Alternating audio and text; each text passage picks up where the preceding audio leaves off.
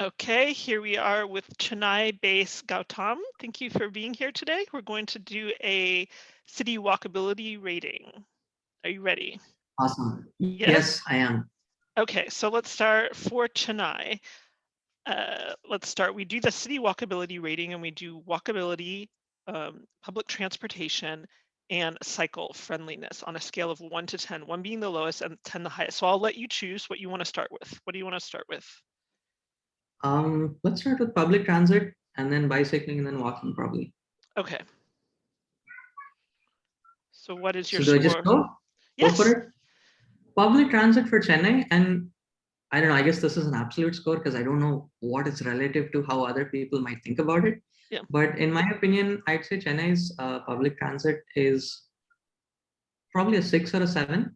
It's pretty well designed. It's pretty well distributed across the city. It has accessibility at its core, at least economically speaking.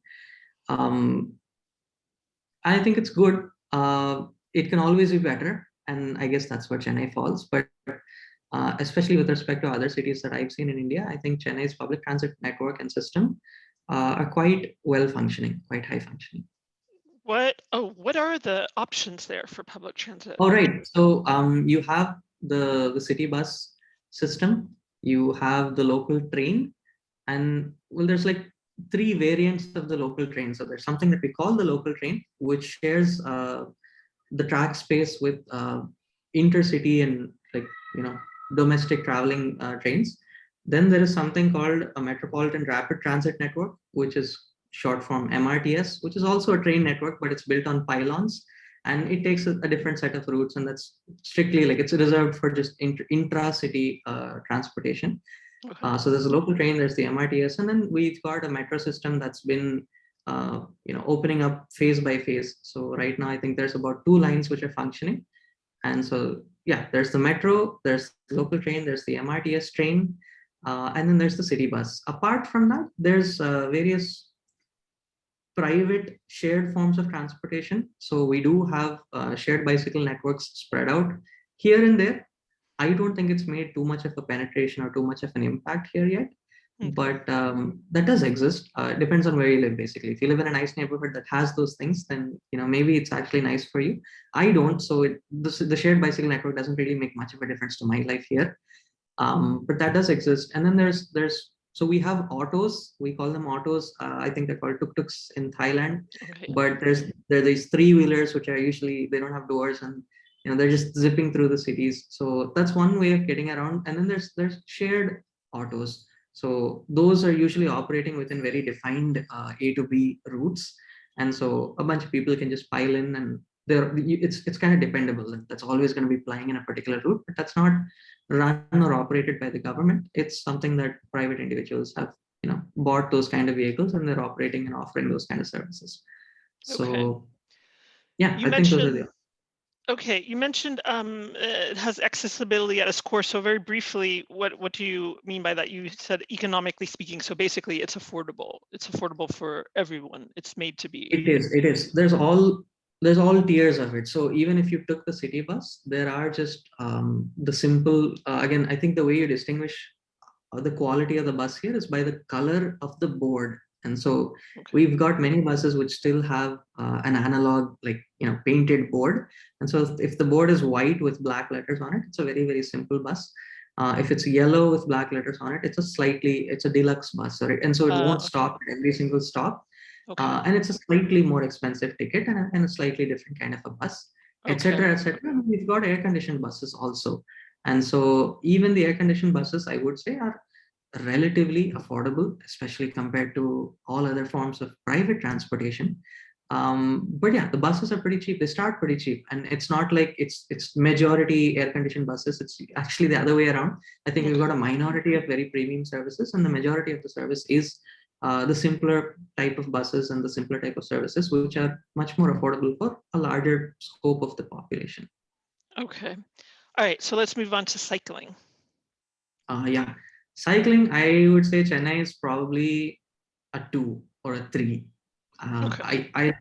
Those few points also I might give simply because an empty gesture has been made, as in there are lines drawn on the ground every now and then. So it's not like, all the roads have it, or that you can expect if a road is about this big or this important, then you might see a cycle lane.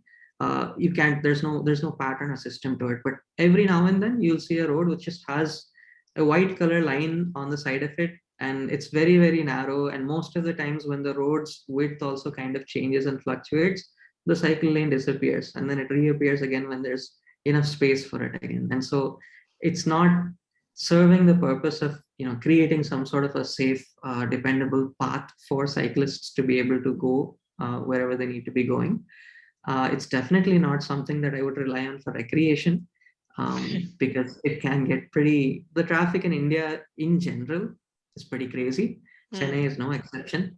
People are going in all sorts of directions. Even though lanes are usually painted on most of the big roads, nobody really follows lane discipline in India. Nobody follows lane discipline in Chennai. And so it makes it really hard to say that although the lanes exist somewhere, the cycling lanes, I don't think it's actually made much of an impact, or I don't think it matters to anybody except for the politician or the bureaucrat that gets to check off the box and say, hey, I've painted some cycle lanes in the city. Right. Okay, well, I'm very curious now to hear about walkability. So let's round off with walkability. So walkability also, I think it's all about it's in pockets. So there are some pockets of the city that are actually really nice. Like I would love to just, drive over to that pocket of the city, park somewhere, and then just walk around because it's Right. it's really pleasant. It's really nice. But then I think those pockets are also too few. So the general walkability in Chennai, I'll leave it at a 4 or a 5. Okay. 5 is probably just hitting it halfway, but that doesn't mean that half of Chennai has footpaths.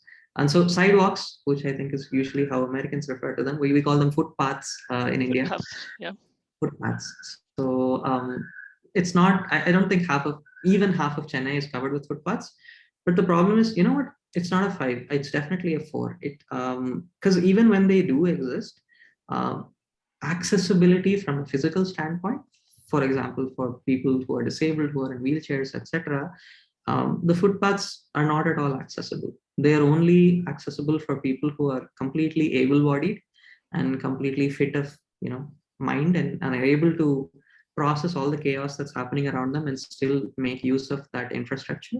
Especially just because they're about a foot higher than the road everywhere. And so even when there's an intersection that's coming up, there's no sort of a ramp in and ramp out for getting in and off, or getting onto and off of the footpath. And so you have to step up that 1 foot every single time. And so even for an able-bodied person, it does get kind of annoying, to, like, you don't feel like walking, even if you can physically, even if it's actually not very far, even if the weather is actually pretty pleasant, which it's not for most of the year in Chennai. It's a pretty hot place. But even when conditions seem favorable, otherwise, the infrastructure itself is a little frustrating, because it just does not provide for a seamless experience on and off. And so even the pockets that I think I would call better for walkability, it's not because of the footpath infrastructure. It's simply because the roads are better planned. There's a way of keeping most of the through traffic on the larger arterial roads, and the smaller roads don't really become as chaotic. And so that's one factor. The other factor is that those areas are usually also the areas where there's a lot more green vegetation. There's a lot more tree cover to walk underneath. And so the shade is something that, especially in a hot place like Chennai, is a necessary respite to make walking feel worth it. Right. And so I think that's the big picture of walkability.